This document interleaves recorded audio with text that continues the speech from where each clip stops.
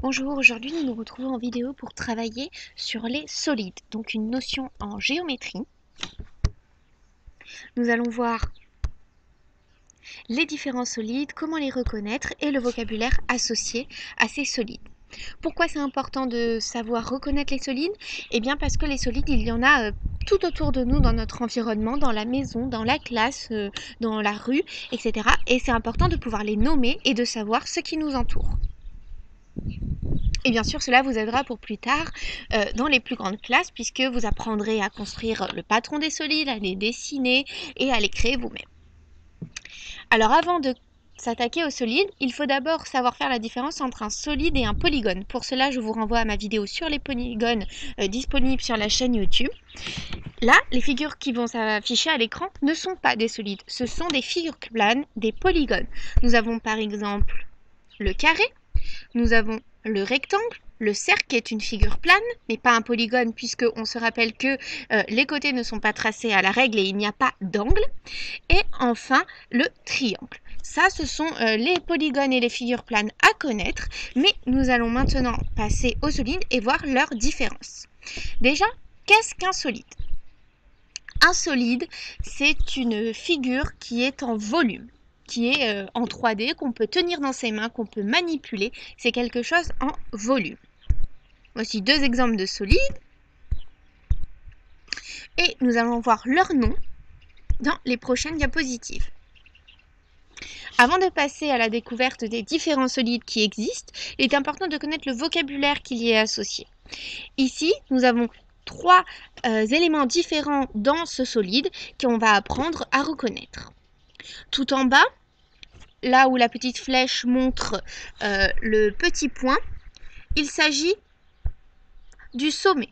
Les sommets, ce sont les pics, ce sont là où si on pose le doigt, c'est pointu, ce sont les sommets. Nous avons ensuite les faces, qui sont les grandes parties des côtés des solides. Et enfin, les petits segments, les petites lignes qui permettent de tracer le solide, ce sont les arêtes. Donc il faut absolument connaître ces trois mots de vocabulaire, les sommets, les faces et les arêtes. Maintenant, nous allons découvrir les différents solides qui existent. Il y a d'abord le cube. Pour le cube, on va s'amuser ensemble à compter les arêtes, les sommets et les faces. On va commencer par les sommets, donc je vous laisse un petit instant pour tenter de les compter, puis on va dire ensemble la réponse. Vous pouvez également mettre pause sur la vidéo si vous avez besoin d'un petit peu plus de temps. Il y a bien 8 sommets. On va maintenant faire la même chose pour les faces.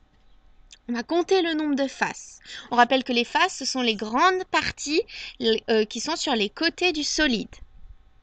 Ici, les faces du cube sont des carrés. Il faut compter le nombre de carrés qu'il y a dans le cube. Et enfin, il faut compter les arêtes qui sont les traits, les segments, les lignes qui permettent de tracer le solide. Et oui, il y a bien 8 sommets qu'on peut compter, ainsi que 6 faces et 12 arêtes. Tu peux à nouveau mettre pause si tu veux vérifier tes réponses. Après le cube, nous avons également un autre solide qui s'appelle le pavé droit. Voici la forme du pavé droit. Nouvel exercice comme tout à l'heure, on va compter le nombre de sommets, d'arêtes et de faces. Tu peux mettre pause sur la vidéo pour t'entraîner de ton côté et ensuite faire la correction avec moi.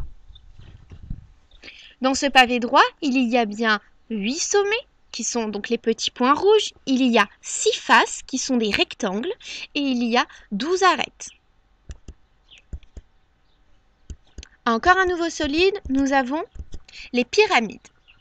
Les faces des pyramides sont soit des triangles et parfois la face du bas qu'on appelle la base peut également être une autre forme. Ça peut être un rectangle, un carré et cela donne différentes pyramides. Sur ces pyramides, comme il y a plusieurs exemples, on ne va pas les compter ensemble, mais vous pouvez très bien mettre pause sur la vidéo et vous entraîner à compter les faces, les arêtes et les sommets de ces deux pyramides.